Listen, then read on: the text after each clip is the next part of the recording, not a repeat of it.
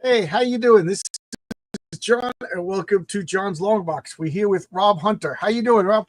I am ultra tired. I'm exhausted, and I'm doing fantastic. Oh, okay, that's good. And Rob, you got a comic on the way? Death Raider? Oh yeah, yep. We'll go pushing to the big closeout. Big closeout Monday night on Kings. Oh, cool. Before we even get into, because I have a feeling we could talk like gangbusters. I figure we'll bring up your campaign. I'll play your trailer, and then we'll talk about whatever you want to talk about. All right, sweet.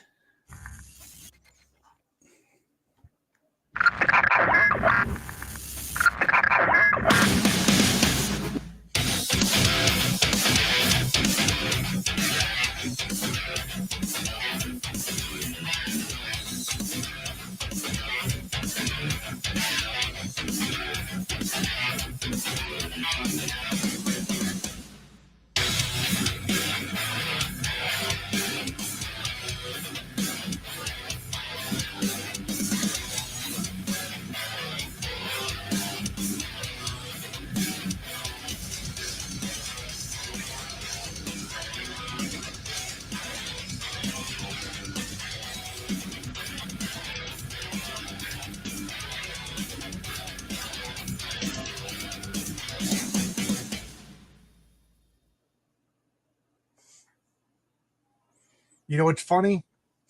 Yes, after seeing that trailer, I couldn't picture any other music besides that thrashy metal to go with your comic. And after seeing my trailer, I can't picture anything but that like snappy jazz to go with my comic. You know. Well, it's funny because the trailer still works so well, and it's kind of hilarious because I was still working out what Death Raider was going to be when I sent Jimmy that artwork, and I kind of thought like Jimmy would get the artwork and he'd be like, all right, man, I'll see what I can do in like a week. Like, I thought I had time to do more artwork. Jimmy turns it around the next day. He's like, hey man, I'm done. And I'm like, and I got it. And I'm like, well, that's awesome. I wish I could have given you more artwork to, to help try to tell the story of what Death Raider is. But instead it's like, I still like it though, but it's like here's some splash pages and Death Raider, yeah, like he might as well just like smashed a car in like a CGI scene and just looked up with his blades and said Death Raider, and that's the whole trailer. People be like, well, what the fuck is it? But it's fun, and I've been on the internet for 2 years now telling everybody what Death Raider is. So I like it. I like the trailer, and then all I really need to do is see a couple of your images, and I'm interested. It looks good. I actually, I'm the opinion that I think most people give too much away in a trailer. So I like that. I'm intrigued, and I still don't really know enough about. I know that it's Death Raider, so I'm not going to get some hippie anything like that. Yeah, and with that heavy metal music, but the art looks great. So I'm interested. Well, you know what? Originally, because I'm not much of a YouTube guy, I really thought that's all I had to do. Like, hey man, don't you like this cool artwork? Look, he's got a cape and he looks cool. He's got energy claws, or he's got plasma blades. I don't want to get sued. He's got plasma blades. Come on, check it out. Order a copy. And I was always so afraid to give away too much. And then I realized, just to try to keep the momentum going, whether it was for sign up or whether it was for crowdfunding, I had to keep showing artwork. And I honestly, I have showed every single page in the book in the last 2 years online, except for I think there's 2 pages that I haven't shared, and it literally was. It's not like they're like secret pages. They're just. It was kind of the origin story for Sai, who's like his main adversary, the like evil Reaper cyborg chick who chases him down, and who has a connection to him because of the story. I didn't really show her in a laboratory kind of thing. So I ended up giving away everything anyways. So no matter how I started, if you watch my channel, I give away spoilers. I'm like talking to people and I get carried away because I'm like, oh, it's so good, it's so good. I'm showing it and telling people the story.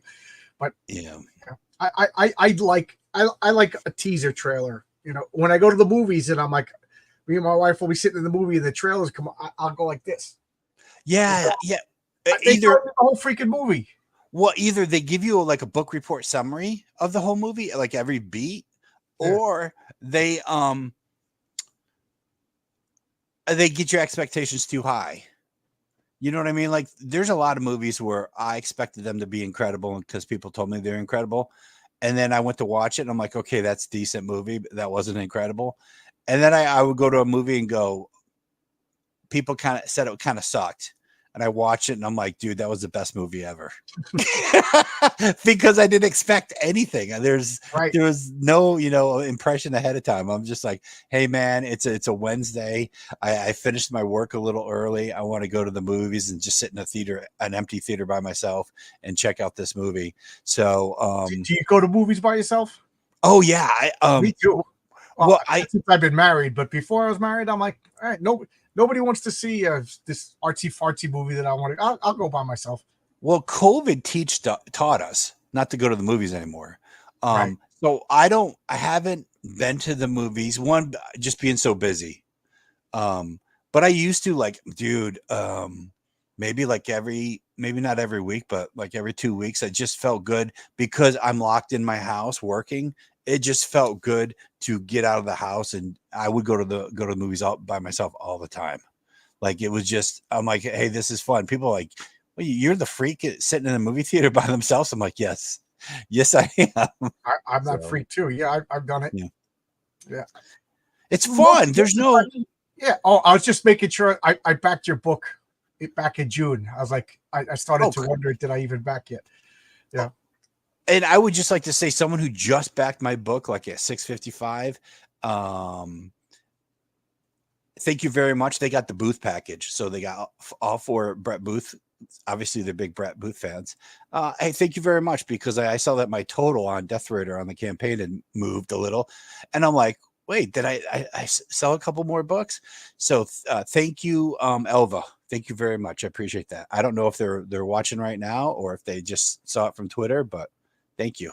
So Alex says, Rob, you're the man. Everybody should get Death Raider, but he's abandoning us to play Dungeons & Dragons. Well, I hope you roll a 1 when it matters, and you fail, and your magic sword gets dented. How's that? Oh, dude, that's could you say anything worse than that? Yeah, Rob. This guy Robert Hunter agrees with us. Yeah. Well, I abandoned. Like typos.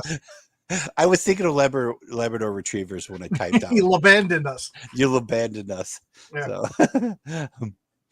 And what geeks do? Your art is, that's to me. You don't have to show a lot because it's good enough. It's like a couple of images, as long as it's proof that like all the art looks that good. You know what I mean? Like sometimes. It just drives me nuts. I see this great cover, and then you back the book and you open it up, and it's like, this is going to be mean, but it's like that guy Declan Shalvey over at Marvel right now. I'm like, how's that guy drawing a Marvel comic? Because he's doing it super cheap. Yeah, because he has $50 a page. Yeah, exactly. You know what? I really, to be honest, I wanted to be that guy. I wanted to be that guy who could show off some cool splashes, maybe a couple of panels of sequence, and sell the book. Maybe go on YouTube once a week. It didn't really work out that way, but I would have loved to. Like, there are the YouTube crowd. We've got the people like you who are, you know, oh, dude, that looks cool. And then you make sure that it's not just like, you know, like I didn't hire an artist to do a couple key Right. pages or, And, you know, I or said, cover. I have been burnt before, and I think a Yeah. lot of us are getting worried. And realistically, it's too expensive with shipping and everything like that. Mhm. Oh, I just spent $35, and this is okay.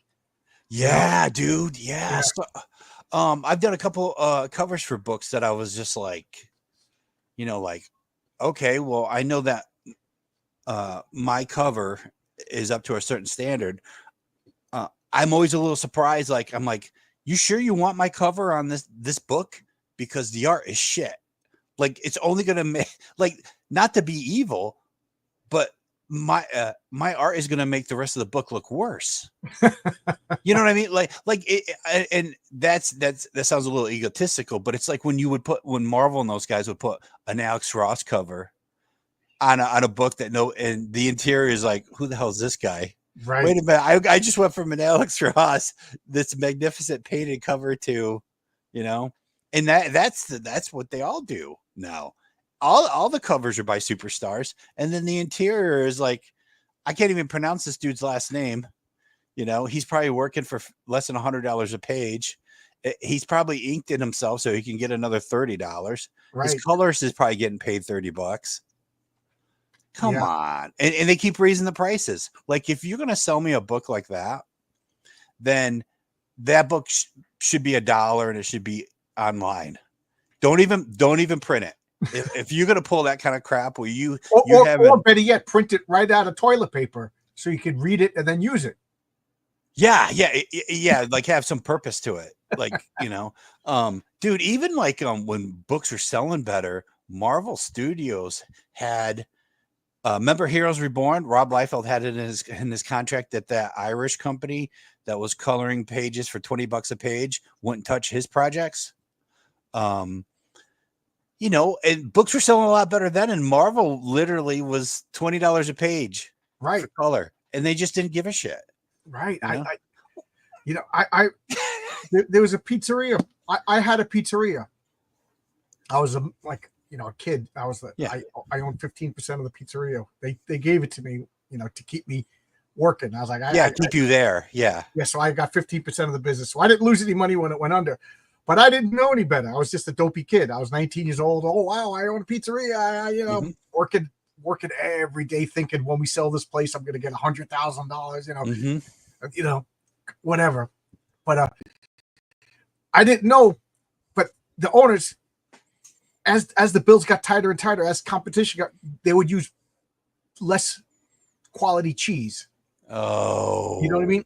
Yeah, yeah. But the prices were the same, and people were like, oh, look, we're saving this. But like, yeah, but it was like a downward spiral as we use them. Okay, so we're saving money every week when we get our cheese delivery. But your ingredients keep going down, and you're slowly and then we're customers. chasing people away. It's the same with Marvel. It's like, you got to make a good comic, and the people will come. I did a video, I think last week or 2 weeks ago. I get my comics in the mail once a month, and they put a preview of all Marvel comics. And I was like, this would make a good video to show. So I had to set up the camera, and I was, the art looks amazing. Like, I wonder if Marvel is finally course correcting, or is it just cover art? Because I got to admit, I didn't see the interiors for these comics. But like even when I saw the cover art 2 years ago, it looked like coloring books, and now it looks really good cover art. So I don't know. Are they course correcting? Are things changing? Did Marvel realize? I would like to. I would like to think that they're trying to course correct. I think I have a pretty cool Wolverine story in me. That would be great. Wolverine in Tokyo fighting ninjas for 6 issues. That would be awesome. Yeah. So, but I can't do it for $100 a page. So, plus I grew up a Marvel and DC fan. So I don't like it's been forever since I was even in a comic book store, because either I would look at all the books and go, nobody, I know these editors and nobody offered me ink work when I was an inker. This depresses me. Or I would look at it and go, there's no point to most of these comic books. And it just made me sad. Because I've been in the business for so long, It usually, unless it's a really great book, like it's a Finch book or a Jim Lee book, for me, I can't look at it from a fan perspective. I look at it as, you know, I'm flipping through these pages and there's nothing happening. There's no super in the superhero. There's no drama. Why was this book printed in the first place? You know, and every time I took a chance, because I normally would just go to Comixology and go, oh, I would be like literally looking, because like Mark Silvestri did some Alpha Flight double page spreads and covers. And I think he did one Civil War crossover with maybe Thunderbolts, or some of the Alpha Flight characters were in it or some shit like that. So I remember flipping through that and going, okay, this Mark Silvestri thing is cool. What's the current Alpha Flight book? And so I paid for that, downloaded it, and was just like, there's no fucking point to this book at all. They're not trying to impress anybody with anything. Like, the story sucked. It's funny to see the difference between you being an artist. I mean, you also write your own book too, and I can't draw to save my life. So when you were like, oh, what's the point if it's not a Jim Lee book or David Finch? I'm like, yeah, that doesn't sell me. Like, Jim, you know, I want to know who's writing that Jim Lee book and who's, you know what I mean? Yes. Because otherwise, we're going to get early Image comics that kind of looked good and nothing happened. They might as well have been pinup specials and stuff. Or we're going to get that. Remember the Superman run, the first like 6 issues of Superman, where the weird eco terrorists, like, you got Jim Lee on Superman, and we don't have Lex Luthor in his armor with kryptonite. We don't have him fighting Brainiac. We don't have, you know, like, it was like stupid bullshit. It was some weird cyborg character that he fought. You're like, wait a minute. Like they literally just had the formula for a huge Jim Lee success. And that was Hush, with a great writer. Jim Lee draws it. And guess what? Every issue you get to see Jim Lee drawing some different heroes and some different villains along with Batman. And you're like, oh, this is awesome. And every issue would sold better than the last issue. He comes in. You know, it's not rocket science. You want to make a good comic book, get a good writer, get a good artist, you know, and don't hamstring them. Yes, allow them to work on the good characters. Give them a year. Give them a year. You got 12 issues, you know, and then you can weave in some subplots, you know, and we won't throw in a useless crossover event that's going to interrupt the flow of your story. Exactly. Like with Jim, Superman, I'd have a board. I'd be an editor with a board, and I'm like, okay, first we got Lex Luthor, then we got Brainiac, then we've got Bizarro. You know, like, we would just go through the gambit of all the great Superman villains, and people are like, well, you're just going through the gambit of all his villains. I'm like, yeah. You're freaking right. That's it. You know why? Because I'm going to try to sell books, because we have a superstar artist. I'm going to write the X-Men, but no Magneto, no Sabretooth. No Juggernaut. Yeah, I'm gonna write Batman. No Joker. Although I hate the Joker. I know. I hate the Joker. I don't know why. I just have like a visceral hatred of the Joker. But you know, like a Blade movie. They have a difficulty writing a Blade movie. Just throw Wesley Snipes in there, give him a freaking sword, and have him chop the heads off vampires. We don't even need a story. Well, you know what I mean? We don't need an arch nemesis who's shorter than him, though. Well, who looks like a magazine. Yeah, he looks like a boy band model or something. Yeah, he did not. He was not intimidating at all. just like I just said, like, okay, Marvel, here you go, Blade movie. First scene, it just says Blade. It just comes up like knives, bing, Blade, and then he's on a train and he's fighting a guy.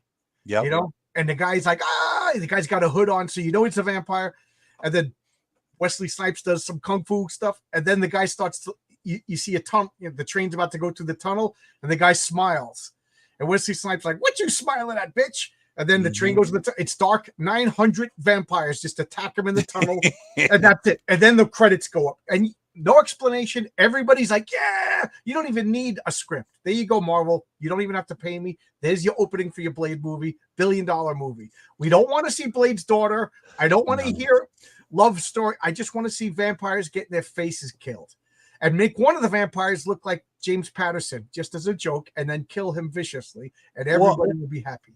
if I was gonna have Blade daughter in a Blade movie, the first thing I would have is Blade's daughter isn't a vampire. She's just normal.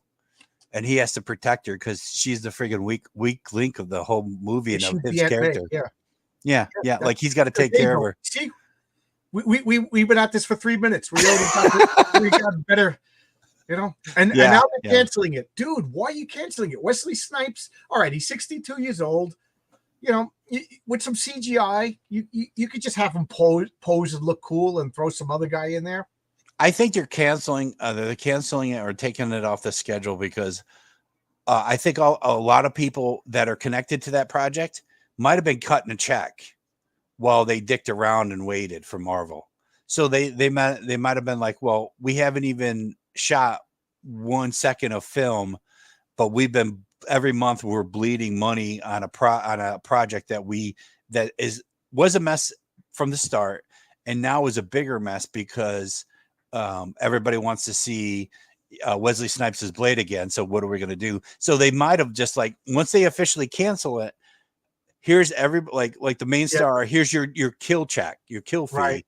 Everybody can move on, or we can re-sign people with new contracts. So Old Man Blade would work. Yeah. I got nothing against the author, Robert Pattinson, whom I actually like. I think Robert Pattinson's a good actor. He was really good in The Lighthouse. I liked it.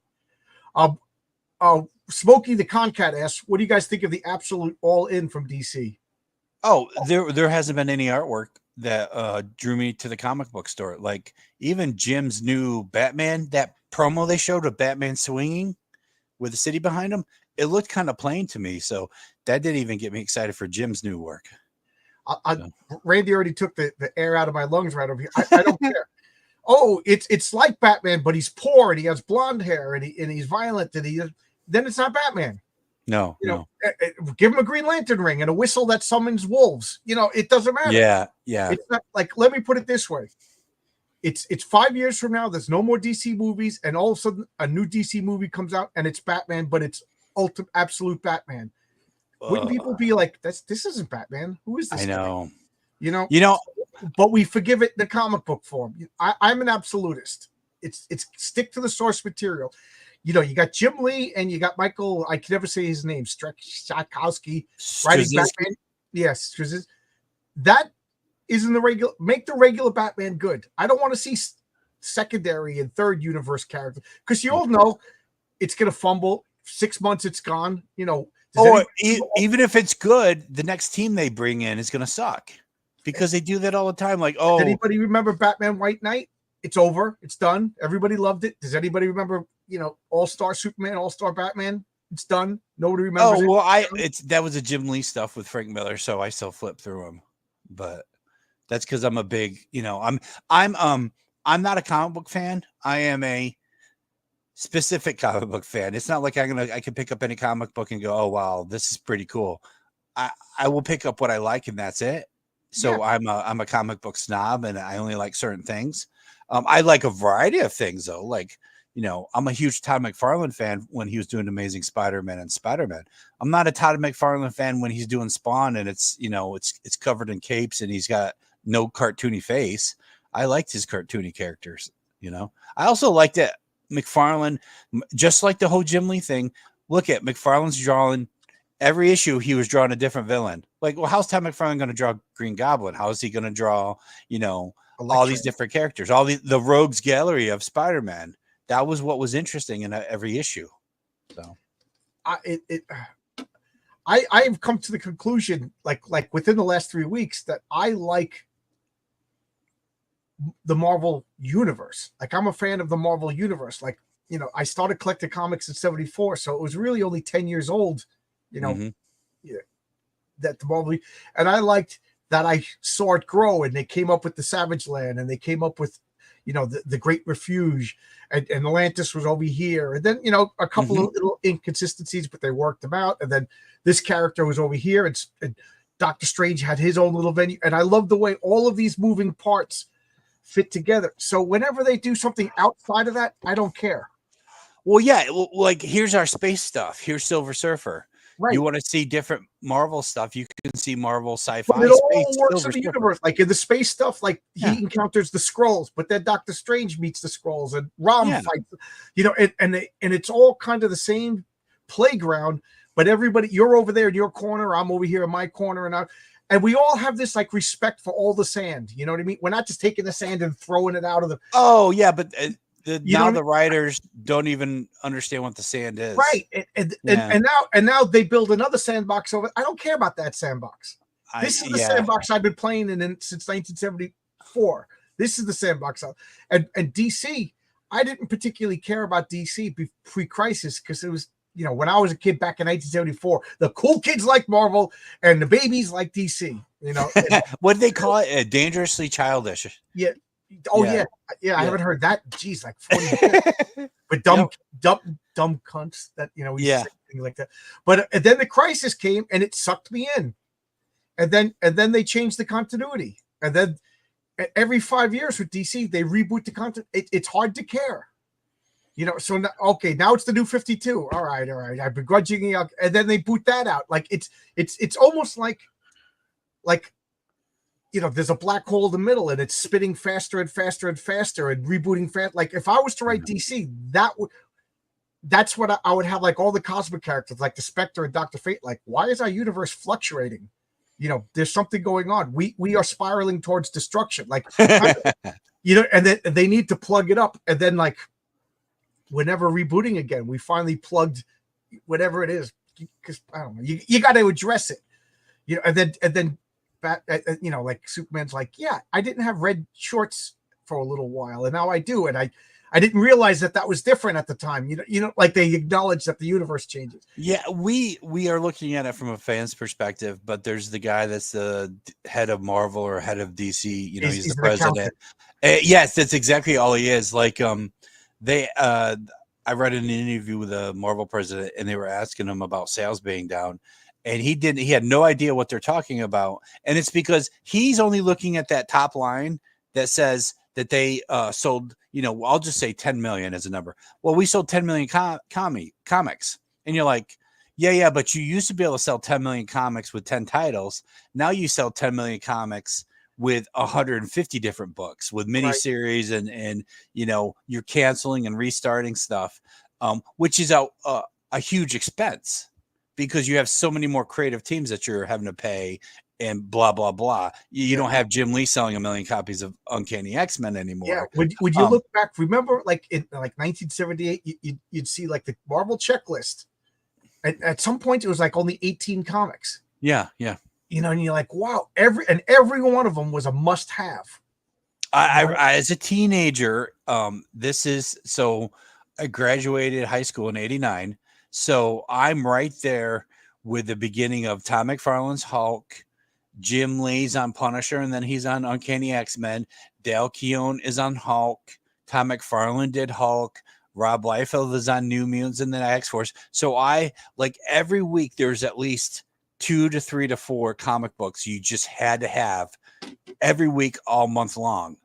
There was, because there was these great artists and these great got there stories. every Wednesday because you know, you had to get there. You know, it was like the stores knew that the kids were going to come in every week. And then when you got there, you were talking with the other kids that you only see on Wednesdays. Hey, Rob, remember that was so cool when Captain America hit that guy in the face, you know? Well, my comic book store was an hour away. So, and as a teenager, when there's nobody in the newsstand, especially there's no teenage girls, that's when I make my way over to the comic book rack, and then I'm spinning real fast. So no one knows I'm buying comic books. You know, I'm like, oh, you know, New Mutants. Oh, you know, Punisher War Journal. Oh, so, in '89, I was all in, going to the comic book store. Like I would go in to buy my comics and like hang out for 2 hours. Oh, see that? Yeah, we just the comic book stores. I lived in the boonies. The boonies, so there's no comic book stores where I was. There's plenty of like newsstand magazine stores though, so that's where we'd go. That was back when they were still the comics were still in the, you know, like the drugstores.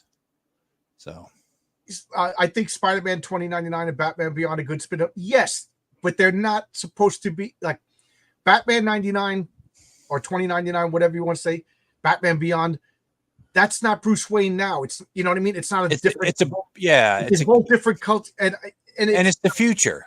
And it's the future. Like Spider-Man. It's not a different universe. It's not a different universe. It's No. it's a future. Like, that's fine to me. That's fine. But like, just things that just bother me. Like right now, you open up Heroic Tales, my comic, and there's Patriarch, and there's this different version of the Patriarch, and then there's the Patriarch West Coast, and there's the Patriarch Europe. It dilutes that hero. Like, there's only one Babe Ruth. You know what I mean? You don't have Babe Ruth Jr. and you don't have Soviet Babe Ruth, and you don't have you know what I mean? You don't have Babe Ruth woman. It really doesn't make sense for a company that owns a comic book company to create IPs for them to just keep repeating the same friggin' IPs. Like we have 12 different versions of Batman. We have 5 different versions of Spider-Man. As a president of the parent company, I'd go, hey, you're supposed to be making me new fucking IPs. Right. I want to see new characters. These are 70-year-old characters that we're going to go into public domain while I'm still alive. Yeah. I don't want to see you redo Batman 4 fucking times. I want to see the next Batman. You know, I'd be pointing at going, you did Deadpool was created 30 years ago. What have you done since then? Right. You know, Winter Soldier. I'd be like, is that the only character in the last 20 years that we've seen in a movie that's successful? Everything else was stuff from at least 30 years ago. I would just be looking at the comic book company I owned and was like, what the fuck are you guys doing over there? Part of it is they shoot themselves in the foot for a couple of reasons. Well, first off, I want to address Zach Tan. I know Jim Shooter and Stan Lee used to say, like, you can't put Captain America and Spider-Man in every comic. People are going to get tired of them. Yeah, yeah. And you know, and like Galactus didn't show up every issue. Like when Galactus showed up, you were like, Rob, did you get the Fantastic Four this week? It's Galactus. Yeah. And then you went, it's Galactus. Like it was understood that this was don't miss. Yeah, yeah. And I heard Doctor Doom is going to be in it. Galactus and Doctor Doom.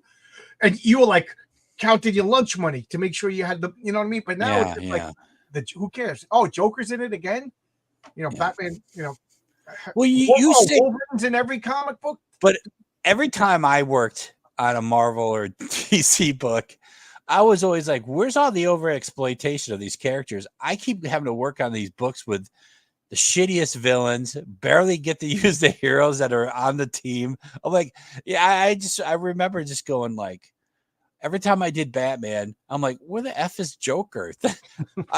You know, like you don't like Signal Man? You don't like when Batman fights Signal Man? Like when Mark Bagley and I did Batman, I'm like, Two-Face? I'm like, Two-Face? Where's Joker? Where's, you know, like there's Clayface was for like 4 pages. Yeah. And then it was all about Two-Face. And I'm like, what the, come on, man. And same, like I got to work on Excalibur for Marvel. And I'm thinking, oh man, we're gonna, you know, Mel Ruby was kicking ass as the penciler at the time. I'm like, oh man, I can't wait for Mel to draw Juggernaut. No, we had like a 3-story arc with friggin' aliens that had no. I remember thinking, I'm like, you couldn't even do. They couldn't be Skrulls. They couldn't be Shi'ar. Like they can't be any of the aliens that we actually know. It's like these shit aliens that the writer came up with because then he doesn't have to have anything approved. It was all brand new. It was. And then there's half the book was about Pete Wisdom and Katie Pride, I think, and they had a relationship.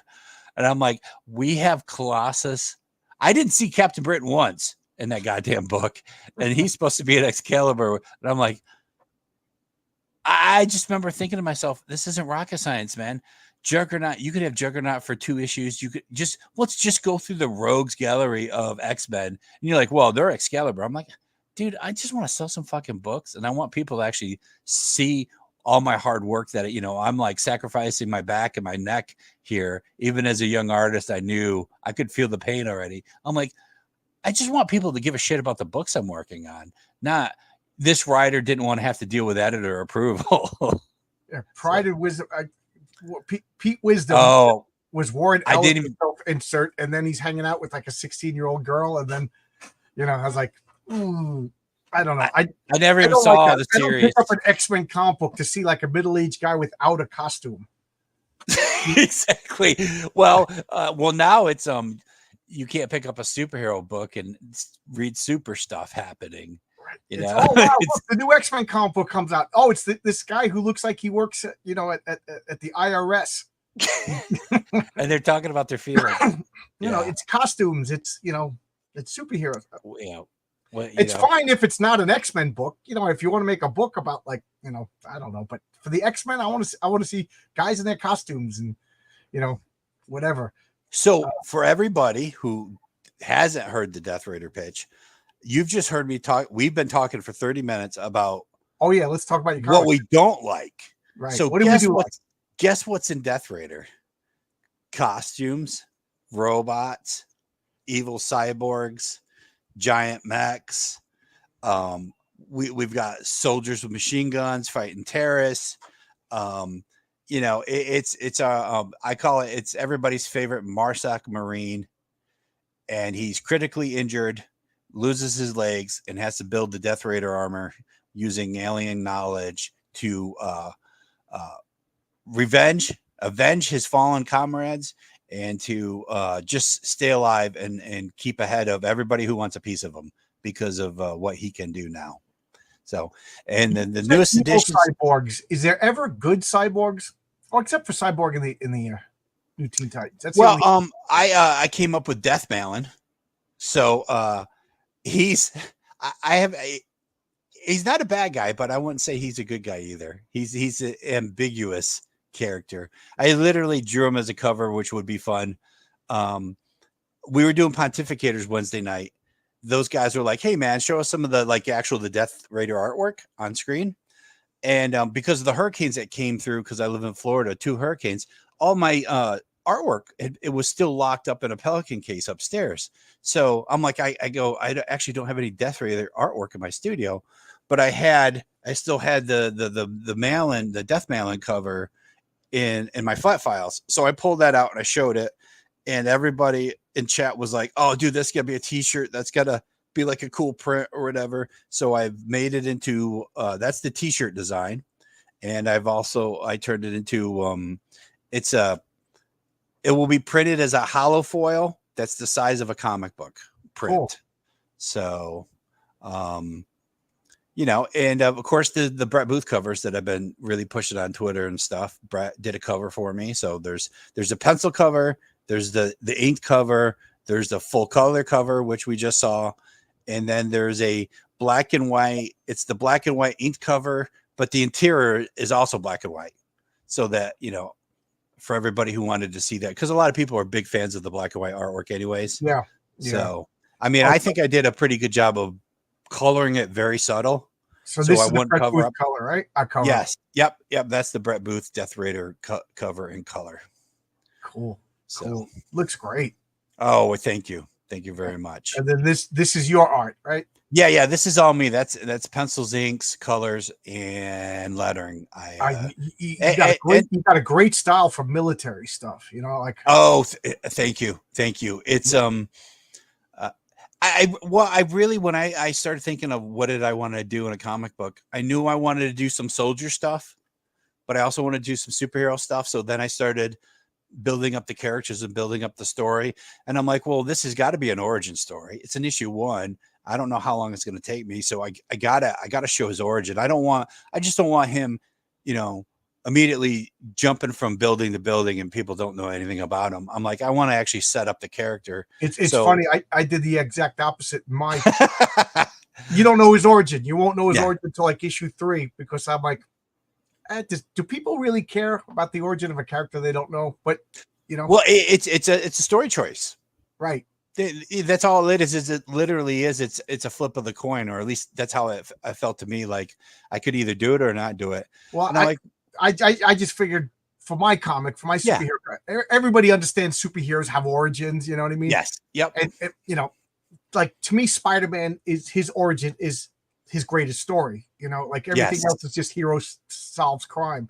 Yes. But so like even the Fantastic Four, if they just jumped into a Fantastic Four movie without the origin, because they get powers, but like Spider-Man, you need it. I don't know. So Well, I was also thinking of it as like a Netflix TV show, and you always have to explain. Yeah, on TV, you got to explain who the characters were before they can build the armor, especially because you're like, wait a minute, the guy's a Marsoc Marine. How's he build out, a battle armor? How does that make sense? So I had to, so I set it up so that I would have to explain his origin and how he got through it. This looks awesome. Oh, thank you. One of my pet peeves in independent comics is storytelling is confusing. And you as an artist know what I mean by storytelling. Yeah, like the ability to follow what's going around from panel to panel. And I think, well, you're not a novice, but I think a lot of rookie guys, they want to draw the cool stuff. Yeah. But I'm looking at your storytelling, and I'm not reading the words. I'm purposely not reading the words just to see if I can figure out the story. And this flows really seamlessly. Like I know what's going on. Like I actually from this page to this page, I actually got like invested in like, oh no. And I didn't read a damn word, So I appreciate that. It was, it's me really trying to, figure out everything really. Like, I would, do my layouts because I do like light pencils. I do light pencils on the computer, and then I print them out on my 11x17 Strathmore. And then I'm doing a little bit of penciling, but I'm mostly it's that marker stuff, and the marker stuff takes a lot of photo reference. So I better, before I put in all that time working with photos and photo reference, I better make sure that it's as clear as I can, because I do go dark in some places with the markers, and then I'm pulling out detail with the white paint and stuff like that. So I better do, So I better make sure that my storytelling is as clear as possible. Because sometimes I think it could be more dynamic, like the Todd McFarlane style of like really cool, fun, designy. But I always pick clear and simple over designy, even though I personally like designy style panels and pages. It's funny that you said that, because I like, my big thing is I want my comic not to be confusing. Like you read it, like a lot of early, like I rag on a lot of early Image, but sometimes you forget these are like 19-year-old kids with more money than I know. So I guess I'm a little harsher than I need to be, but like I want you to read my comic and be like, okay, if you like it, wonderful. If you don't like it, like that's whatever. I want you to like it. But if you tell me you were confused, that to me is going to be the worst insult. And I even changed some of the dialogue, because one of the guys was just like, what year is this set in? I'm confused. There's like an old-fashioned bank robber. They got dirigibles, but then this guy's got a cell phone.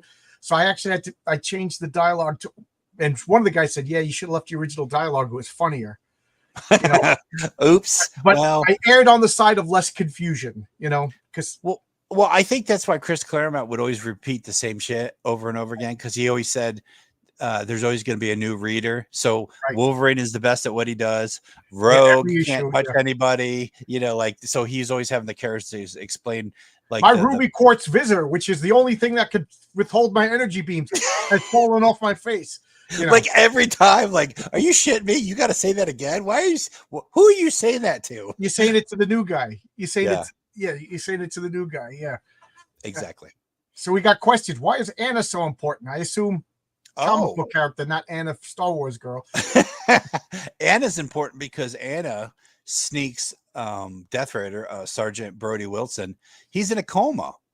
She has to sneak his ass off the military base because of events that happen when he's in surgery, when they rush him in, missing his legs, and there's blood everywhere.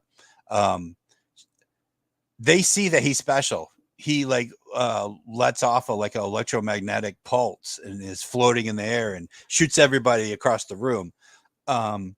So they know he's special, and the general who is like in charge of Team Core, who you know how you always have it. You always have the older general or colonel with the cigar going, "You guys, the fatherly, you're killing me. Get back on base." The fatherly figure that's kind of watching out for his boys.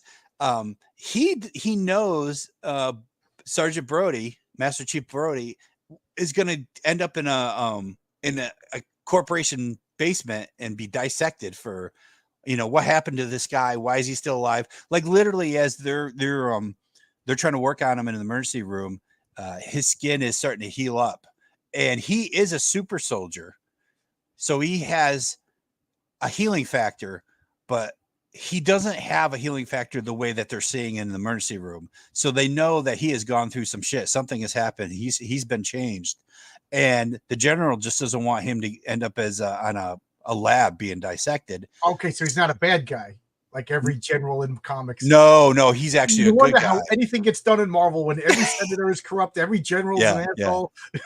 Yeah. So Anna sneaks him off base, and Anna ends up being like, if he's Batman, Anna's Robin. Okay. Because Anna is a super spy. So, being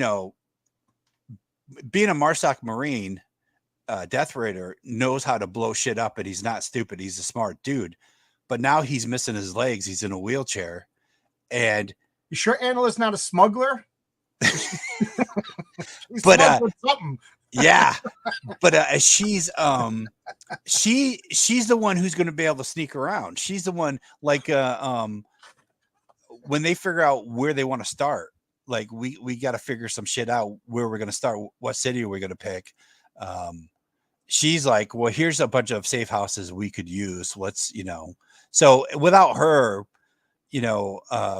Death Raider would be still in a wheelchair, in an apartment trying to figure shit out and taking apart his TV and trying to build off of his TV. But because of her, without her, a lot of stuff can't happen or wouldn't happen. It wouldn't make sense. It wouldn't make sense for, a Marsoc Marine guy to all of a sudden be able to, even with the knowledge he has, as I was working through the story, I'm like, this doesn't make sense. I can't have him leap from being good with a machine gun and blowing shit up to, now he's like kind of a crafty Tony Stark type of character. So she's the go-between. Okay. Does he have like operatives or anything like Sergeant, Doc Savage has a team? No, we don't really get that far. It's a fast-paced story where he's building out the Death Raider armor. He's tracking energy signals with the armor. But as soon as I got a time thing going on where as soon as he wakes up from his coma, he's going to be the military and corporations are going to be tracking his ass. So first thing he has to figure out is how to cloak himself from that, his energy signals he's giving off. So that's the first invention that he builds, is that. And then from there, it's what are we going to do?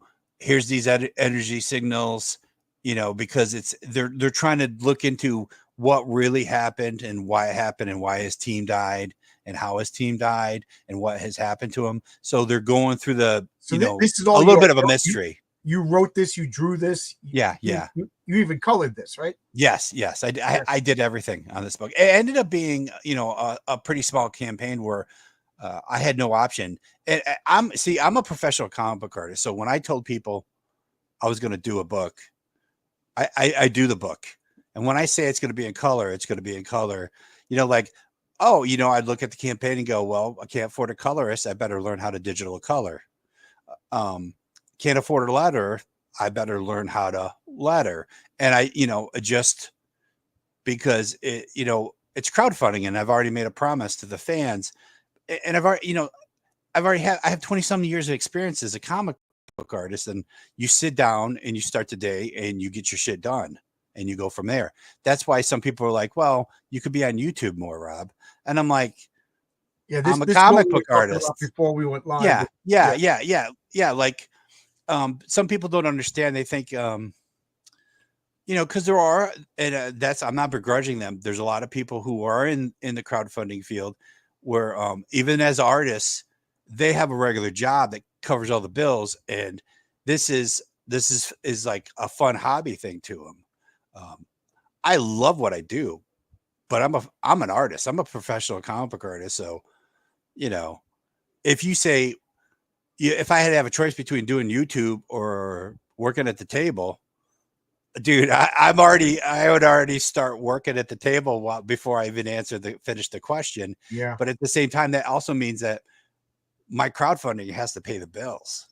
So, and that's really why my last week to close out has been a crazy, insane push saying we got to get into the 30s. And people are like, well, dude, you were at 27 and it's been a slow build up for like 2 years. How come all of a sudden you want to push and try to get another 5 or 6K? That's a lot of, trying to get a lot out of the fans and trying to sell them a lot of stuff all of a sudden, no matter how much exposure you have. And I'm like, well, that's because I want to continue to be a comic book artist and I want to do Death Raider. Well, honestly, and after 2 years of doing this, I could do 3 pages a week now of Death Raider or, that style. So that means a 48-page book. I could have a 48-page book done in 4 months working full time on it, not doing freelance. Cause I had to do freelance since last year and subsidize Death Raider with my freelance. So, and there's no more freelance work available. So that's why, that's the call. That's to pay. Yeah. That's the squeeze time. That's like where that's the big push on. That's why Rob has been on a live stream 2 to 3 times a day instead of 1 or 2 times a week. I was just talking with my wife earlier. She's like, you're making another comic. You can do Heroic Tales. Then you want to make this other comic, Eddie's Doomed. I was like, yeah. She goes, well, where's the money coming from it? I said, well, I said, I laid out the money for the first issue. I did 7K. 7K is going to pay for Heroic Tales 2 by hook or by crook. It has to. And then Heroic Tales 2, that'll pay for Eddie. And that's going to be my working model. I can lay out the money for one comic, you know. So now I know what my budget is for 2. So I'm plus I learned a lot. I made a lot of mistakes with issue 1. Oh yeah, me too. Yeah. I made a lot of mistakes just in the beginning of the crowdfunding. I made a lot of mistakes with just the way I YouTubed. So that it's funny that you said that because that's literally what I'm trying to get is this last push 7K, which will pay my bills while I do Death Raider issue 2. Yeah. That's not like that's not like extraneous stuff, that I'm not going out and, well, we know 7K is not buying a new car anyways. Yeah. But I'm not going on vacation. I'm like, I'm just trying to do a big push. So the next 4 months that covers the bare minimum and I can give everybody sell everybody a Death Raider 2. A bunch of people are saying that they, we'll talk after I turn off the camera and they're like, I hate doing this thing, whatever. I always say, how was it? Was it good? I just, I'd say about 50-50 people like, I hate doing this, but I got to, like, how else do you get the word out? I do like I know sometimes it's hard, like, cause I'm talking to you and then I look over and I try to read chat too. I do like this interaction cause it's one of the fun things of cons. Like when I go to a con, I end up just talking to fans, like they might buy a print or something, but we're talking about comic books. We're talking about our favorite artists or our favorite stories. Like a lot of people don't know that I like Legion of Superheroes. Like they're like, why do you don't seem like the kind of guy who'd like Legion of Superheroes? And I'm like, I always thought Legion of Superheroes could be so much more than they've like. You literally have all these interesting characters and with all these interesting powers, and they've had a couple of successful runs, but they never really treated them like the Uncanny X-Men. They never get that. They never get a textured artist. Most of the artists are either there's lots of black or it's super open. And I'm like, so I always want to do a Legion of Superheroes book. Oh man, I would love to see you do. Can you imagine? Because I love all the fun textures, like in grittiness. I mean, my favorite Legion of Superhero books anyways are the ones like Gary Frank. Did you see Gary Frank when it was like Superboy and Legion of Superheroes? Yeah. With John Sabal inking him, which added a little bit more detail and a little bit more life to Gary Frank's line weights. That was one of my favorite comic books when that stuff was coming out. And I don't really mention Gary Frank as an influence or one of my favorite artists, but that was one of those books purely as a fan. I'm not trying to draw like the guy. I would just look at that and go, look at all these fun characters, and it's detailed, and there was drama. That was great stuff. So, yeah, I agree, and that's Legion of Superheroes is a perfect example of what I'm talking about. That comic, it seems like since Crisis on Infinite Earth, they reboot with a whole new concept. I'm like, okay, so I'm getting invested in this. And it's suffered. It's really suffered. It has no and it's one of Jim Lee's favorite teams. Jim Lee would love. He knows that hit what the page rate he demands. They can't afford to have him do Legions of Superheroes. He runs DC and he can't afford himself. Well, yes. So he does covers and he'll do like special double page spreads, but that shit is some of the coolest Legion of Superhero stuff. Yeah, see, look, I've seen Rob. Yeah, I know it, and it's crazy. Like I'm getting a little buggy. I'm tired and not tired at the same time. Someone asked me about how are you going to avoid power creep? When it comes to Death Raider, I originally designed his costume to be big and bulky because it's the first version of his costume. I purposely did that because as the character learns more, he's gonna he literally in the first book, he gets a hold of one of the people have seen him fighting the robots in the alley, and they have swords that can cut through anything. He gets a hold of one of those swords and he wants to figure out how and why does that sword cut through stuff, and how can he incorporate that into his armor because it cuts into him. Like that sequence of him in the alley fighting the robots ends with him with a sword sticking through him. So he's got to figure some shit out. Otherwise, he's going to have plenty of swords sticking through him. So I like that concept, though. His prototype is big and bulky, and he gets better and streamlined. Mm-hmm. Like Iron Man, he had that big lead Frankenstein armor, and then exactly. And I do plan on killing him. I already have his death scene set up. Like in issue 1, not an issue, not on issue 1, but in the story sequence, I kill his ass.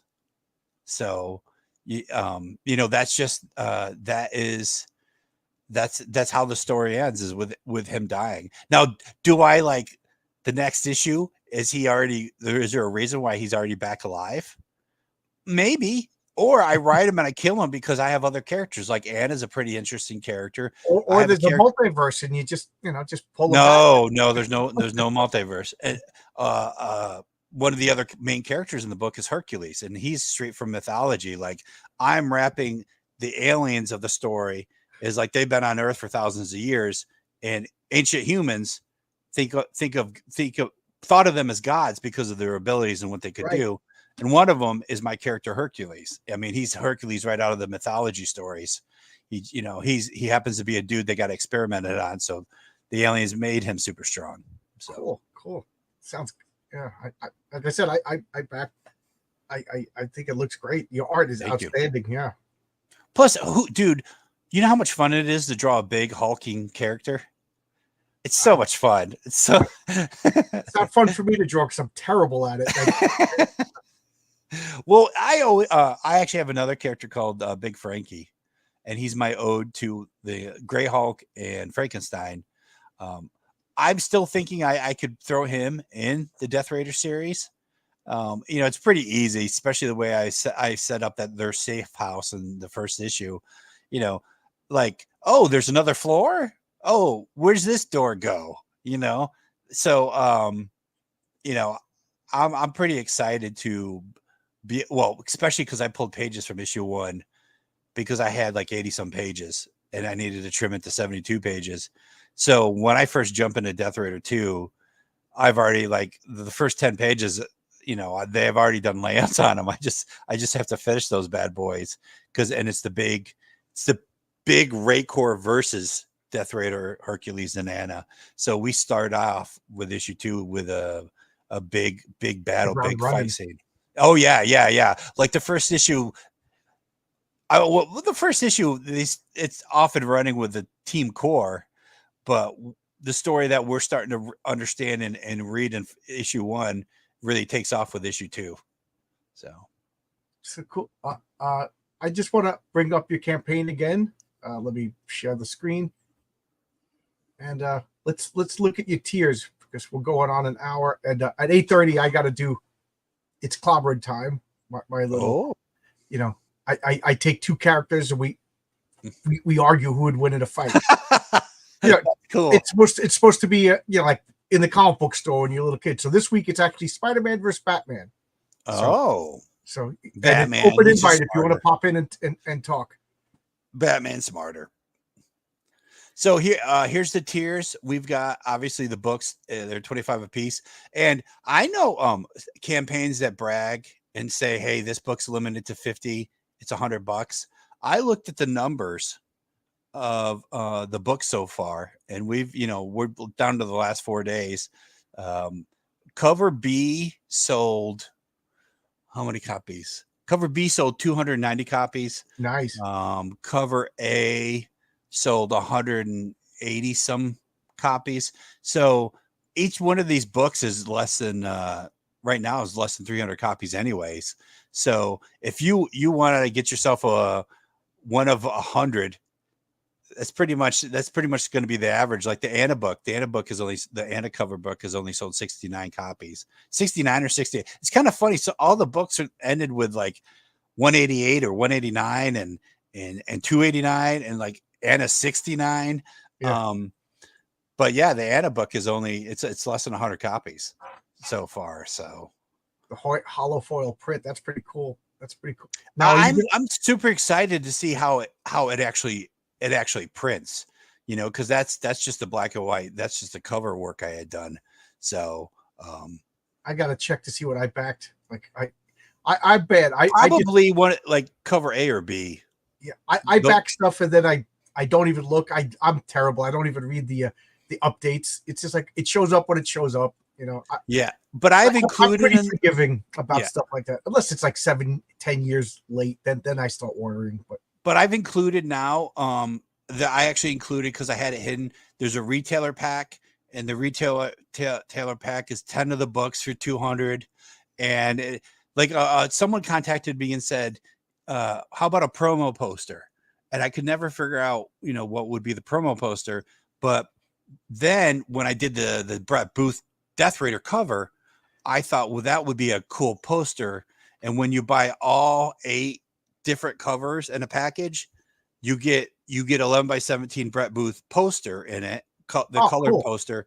And I do a remark on the black and white Death Raider.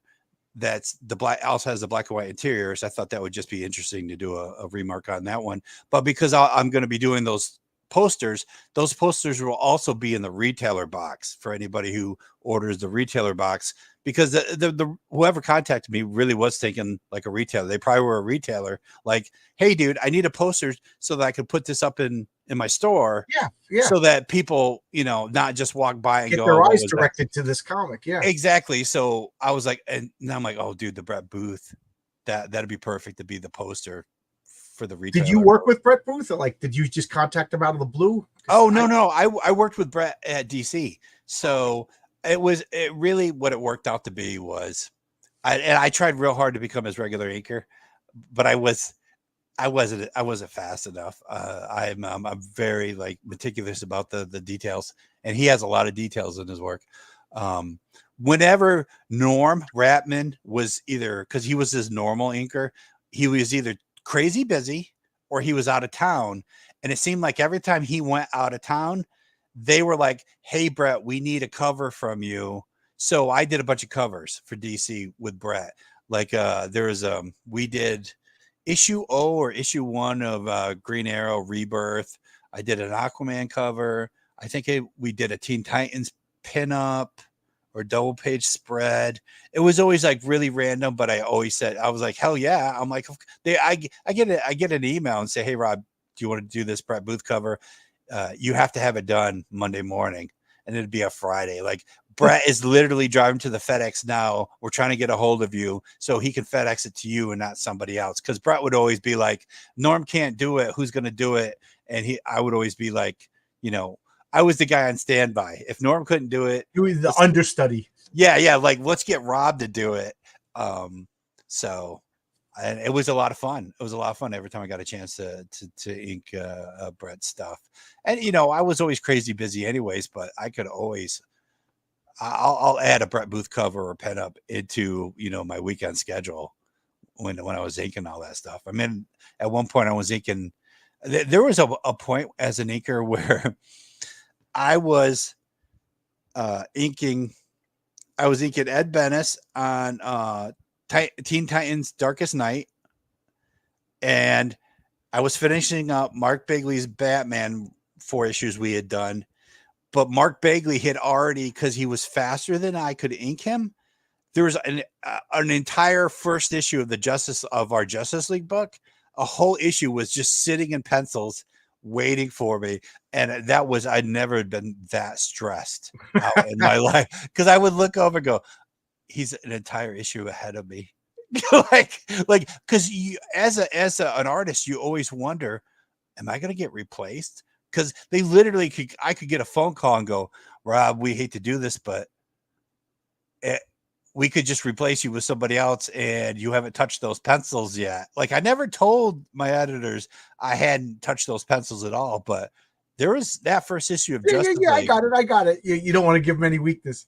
No, you definitely don't want them to know that, like, oh, it would be a clean transition to go from we could just put another guy over Mark Bagley on Justice League because Rob actually hasn't touched the pencils yet. So like there won't be any change in inkers. He hasn't actually inked into the Justice League pages yet. So but that was a lot of those were the gravy days of DC when my best year was with Mark Bagley because he's a machine. There was no, hey, where'd Ed Benes go? You know, there was, hey, Rob, have you heard from Ed Benes? Because we haven't heard from Ed Benes in 2 weeks. And I'd be like, what? Oh, no. You know, Mark was like, there's another box.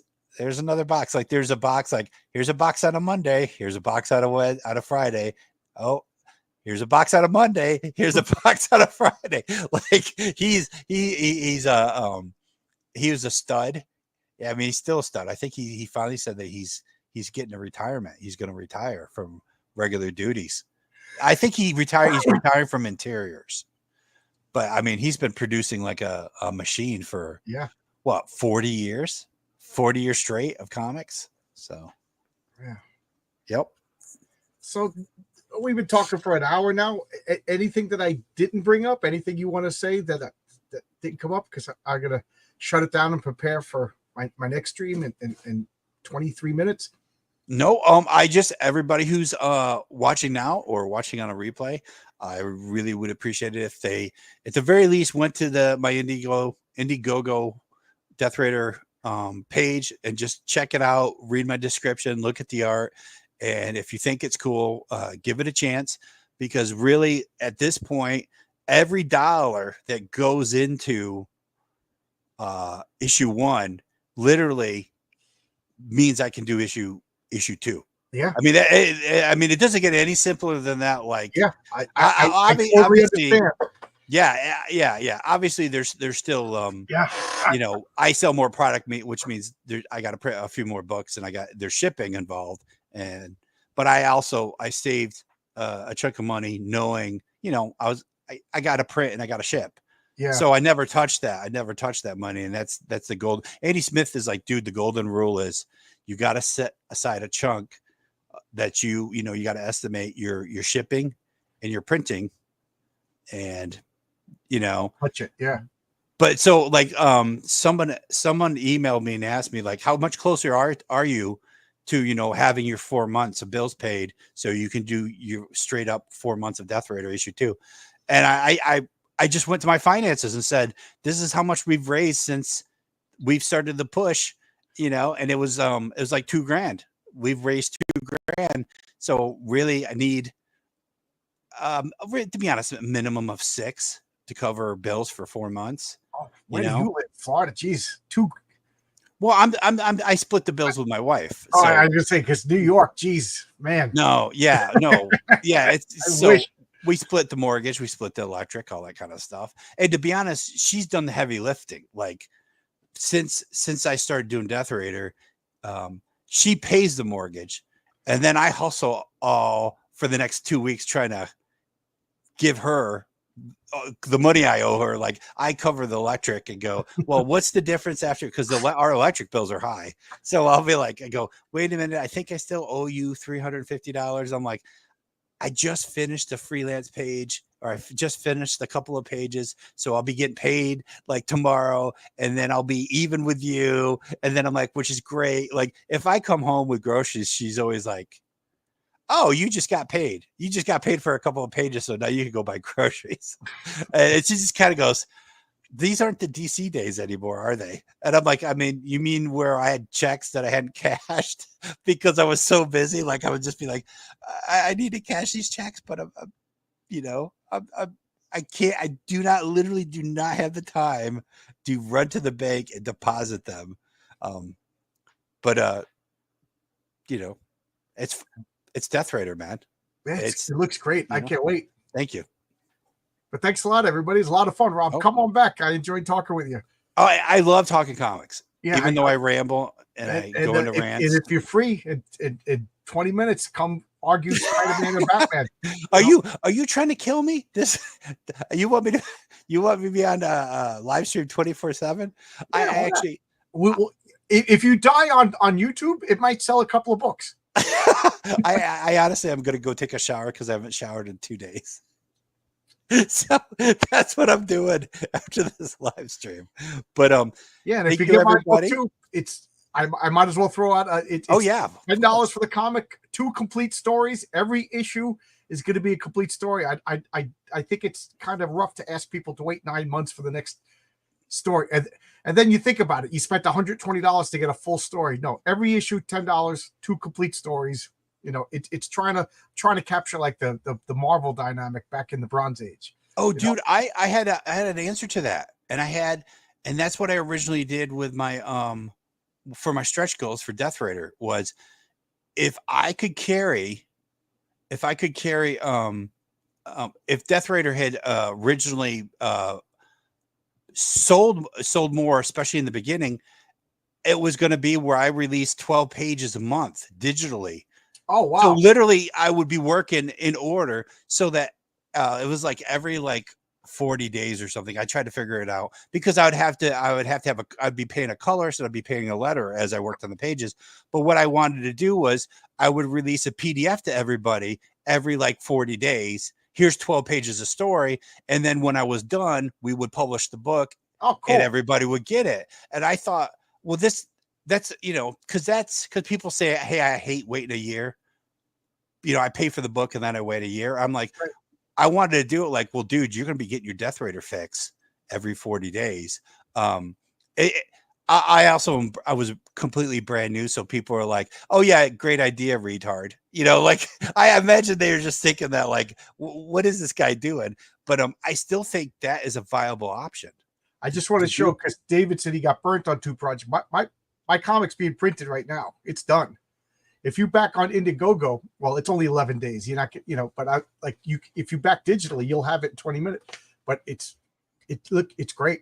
Oh, dude, those colors look awesome from here. But this looks like nice printing. It's great. This is the hard copy proof. There was a couple always get a hard copy proof. There's a couple of things I had to check. Oh, yeah. A couple of guys have told me that, make sure you get, don't go for digital. Make sure you don't catch things on digital. Yeah. I'm embarrassed to admit, but this page, the dialogue is missing. I didn't catch that on digital, but I caught it on physical. Yeah. Yep. Thank God I got a proof. People would not, and the dialogue on that page is, I wrote it so you can understand how his powers work. I was like, oh God, I can't let it go. And then you can see the art isn't full bleed. There's a black line that's driving me crazy. I didn't catch that on digital.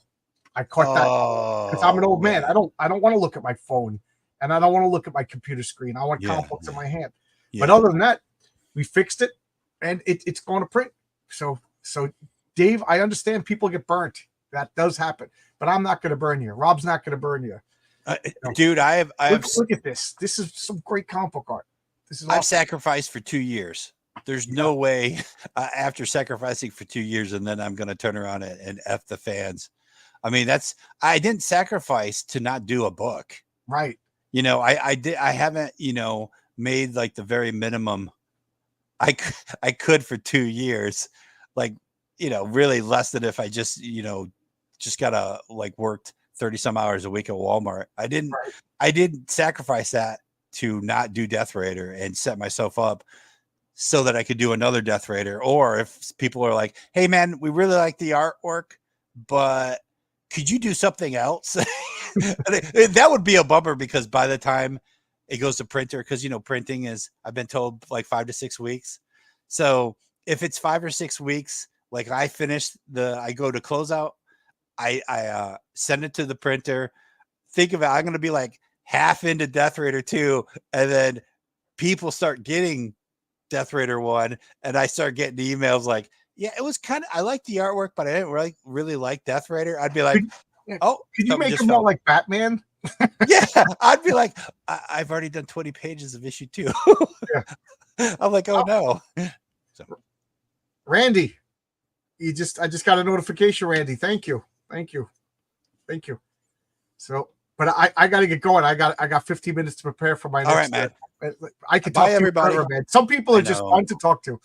Well, we love comics. So yeah, we love that's comics. A big part about it. Yeah. And in 15 minutes, it's all about comics. It's Batman, Spider-Man, talking nonsense about it's a lot of fun. Open invite, meaning anybody could show up and talk. You know, cool. But I'm gonna go. I want to eat something for 15 minutes, so I'm not cranky. Yeah. All right.